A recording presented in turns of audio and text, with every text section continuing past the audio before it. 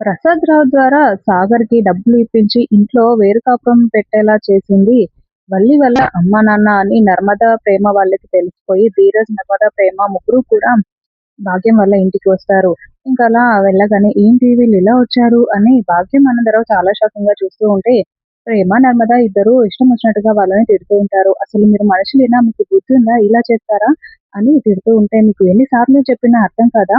ప్రతిసారి ఇలానే చేస్తారు" అని తిడుతూ ఉంటారు. పోనీలే పాపం అని ఎన్ని ఎన్ని సార్లు క్షమించి ఇకనైనా మారతారులే అని అనుకున్నా కూడా మీరు అలానే చేస్తారు. మీ బుద్ధి వంకర బుద్ధి అని తిడుతూ ఉంటే, "అసలేం జరిగింది? ఎందుకు తిడుతున్నారు?" అని వాళ్ళు అడుగుతూ ఉంటారు. అసలు వల్లి అక్కని తీసుకురమ్మని చందు బావకి ఒప్పించకుండా ఉంటే బావుండేది. అసలు వల్లి అక్కని ఇంటికి తీసుకురాకుండా ఇక్కడే ఉంచితే బావుండేది. మీకప్పుడు అర్థమయ్యేది అసలు. మేము అనవసరంగా వల్లి అక్కని ఇంటికి తీసుకొని వెళ్ళిపోయాం. మీ బుద్ధి మారదింకా అని అంటూ ఉంటే, "ఏ ఆపండి. అసలెందుకు తిడుతున్నారు మీరు?" అని అంటూ ఉంటే, "మేమెందుకు తిడుతున్నామో మీకు తెలీదా?" అని ప్రేమ, నర్మద వాళ్ళు అంటూ ఉంటారు. "చెప్తేనే కదా తెలిసేది" అని అంటూ ఉంటే, "మా నాన్నకి లేనిపోనివన్నీ చెప్పి సాగర్ ఇంట్లో గొడవ పడేలా చేసింది మీరు కదా! మిమ్మల్ని ఏం చేయాలి? అసలు మిమ్మల్ని ఊరికే వదిలిపెట్టకూడదు అని తిడుతూ ఉంటారు.